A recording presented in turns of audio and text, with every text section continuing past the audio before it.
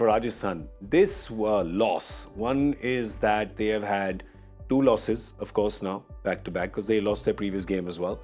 So they've lost this game, so they've got 2 on the trot. More so just the way this loss has come and what has happened to their net run rate. Let's have a look at that. This is where they were before this match, so it's almost halved, right? They were at plus 0.8 and they've come down to plus 0.45, let's say. Yeah. They're just a bit ahead of a couple of the others, but remember, run rate will not count with the teams who are in 11. Correct. Unless there's another rain out. Yeah. So the run rate, you have to compare them with, I think Gujarat's also too far ahead. They'll be looking at the run rates of the other teams on 10. So Punjab, Mumbai, those run rates will matter. Let's have a look, because Gujarat's going to say if we just get the points, we don't have to worry about net run. So they won't have to worry about the booster shot this has given them because they're just way clear above everyone else. But let's have a look at that and see where the other teams are and what they've been doing. Let's bring the points table back up again. There you go. You see that Mumbai and Bangalore don't have very healthy NRRs, neither does Punjab. So Mumbai, Bangalore and Punjab all in the negative. All in the negative. The difference is that Mumbai and Bangalore have a game in hand. Fair, but I doubt if they're going to jump up that much, right? It's just no, game in hand means they can go ahead in points. So one of the teams will go ahead in points, of course, and the other one will still be at 10 points. But that's the thing that Rajasthan has to... You get the problem. So if you have a team that's going ahead 14, the 11s, somebody is going to come at 12 tomorrow. So Rajasthan tomorrow will be knocked out of the top 4. Yeah, they will be. Yeah, that's interesting. I think the key is that they're going back into the pack, aren't they? I mean, they had their little noses in front, and now with these 2 losses, I mean, you post 212 or whatever it was against Mumbai, you go down.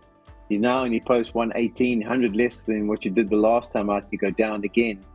Now, all of a sudden, it starts to create a bit of a dynamic in that camp, and I think that's the real worry for them. And then I think it's just great to see how run rates can be affected. You know, at times, people think, oh, you guys are on about the run rate, net run rate. What are you on about?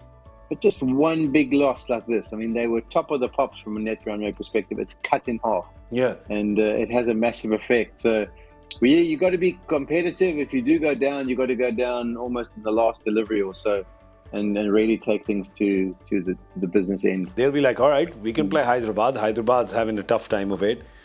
Kolkata, also a reasonably tough time. They're also near the bottom of the table.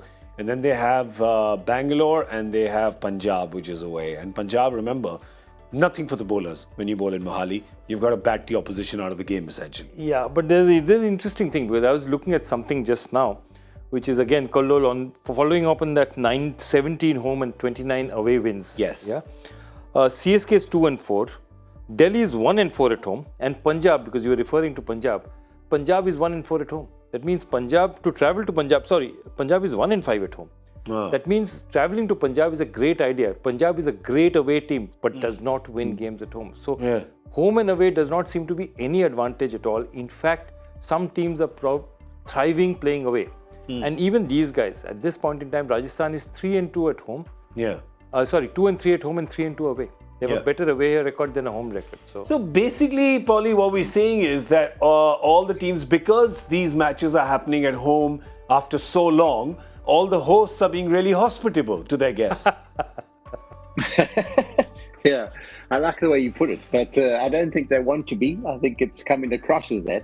But when you look at that graphic, it's a great graphic because it actually just shows you, I mean, if you wanted to pick 3 of the 4 teams that you wanted to play in your last 4 on the current form and the way they've gone, you'd probably go Sunrisers, Kolkata and Punjab. That would probably be the after playing, and you'd back yourself to maybe win 3 of the 4 games you play. So that's why I don't think there'll be panic in their camp. They've got to like their fixtures. But yeah, I just believe in this RPL, your home conditions, if you have something that's slightly or quite not slightly, but drastically different from what else is experienced, that's when you can make yourself a little bit of a fortress. Like, for example, at Mumbai, when I was there, we always talked about how steep the bounce was. And it's not a lot of grounds that have that steep bounce. Kolkata, when they were successful, they had certain conditions where when you went there, it was really difficult because their team was well suited. Same with Chennai. I know Chennai are playing Mumbai in the next game, and they've got those conditions where they've got to use them to their advantage. The other grounds, like the Chinnaswamy, it's kind of neutral. Whenever you go there, it's just good. There's nothing, you can't pick a team accordingly. So, yeah, I think a lot of the teams will be disappointed with their home form. And I think it is a result of 2 or 3 years of not getting to play and understand your conditions as well as they used to before, obviously, COVID kicked in.